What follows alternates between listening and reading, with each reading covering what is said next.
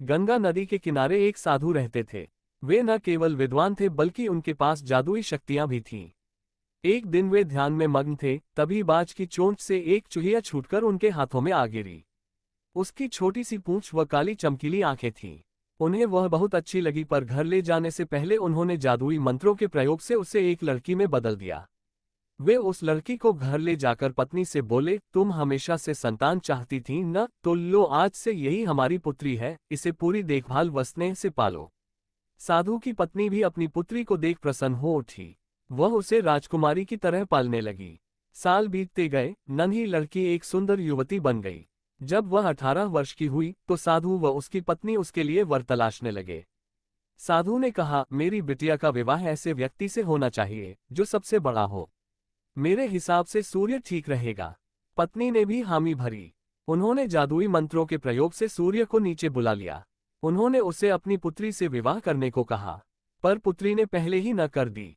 वह बोली, पिताजी, ये तो बहुत गर्म है। मैं उससे विवाह करूंगी जो इससे भी बेहतर हो। साधु निराश हो गए। उन्होंने सूर्य से कहा कि वे ही कोई वर सुझाएं। सूर्य ने कहा, बादलों के देवता से बड़ा कौन होगा, उनमें तो मेरी किरणों को भी रोकने की शक्ति है। साधु ने बादलों को नीचे बुलाया व अपनी पुत्री से विवाह करने को कहा, पर इस बार फिर पुत्री ने मना कर दिया व बोली, ये तो कितना बदसूरत है, मैं इससे विवाह नहीं कर सकती। साधु ने बादल देवता से कहा कि वही कोई अच्छा वर सुझा दे। वे बोले, पवन देवता ठीक रहेंगे, वे तो मुझे भी अपने फूंक से उड़ा देते हैं। साधु ने पवन देवता को बुलाकर अपनी पुत्री से विवाह करने को कहा। पुत्री ने फिर इनकार कर दिया व बोली, मैं इससे शादी नहीं करूंगी। ये तो कहीं टिकते नहीं, हमेशा यहाँ वहां भागते रहते हैं। साधु ने पवन देव से पूछा, क्या मेरी पुत्री के लिए ऐसा वर हो सकता है जो आपसे भी बेहतर हो?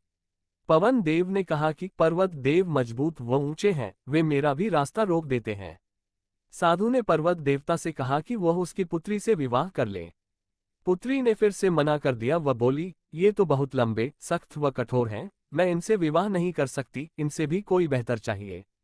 पर्वत देवता ने चूहे का नाम सुझाया।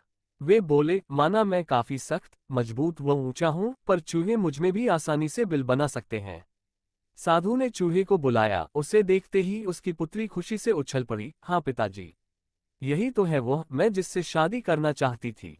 पर्वत देवता ने चूहे का नाम सुझाया। वे बोले, माना मैं काफी सख्त, मजबूत व ऊंचा हूं, पर चूहे मुझमें भी आसानी से बिल बना सकते हैं। साधु ने चूहे को बुलाया। उसे देखते ही उसकी पुत्री खुशी से उछल पड़ी। हाँ पिताजी, यही तो है वो, मैं जिससे शादी करना चाहती थी। साधु ने सोचा, इसे ही किस्मत कहते हैं। यह एक चूहिया थी और एक चूहे से विवाह करना ही इसके भाग्य में लिखा है। उन्होंने जादुई मंत्रों के प्रभाव से पुत्री को फिर से चूहिया बना दिया। चूहा व चूहिया विवाह करके खुशी खुशी रहने लगे। शिक्षा कोई भी अपने मूल स्वभाव को नहीं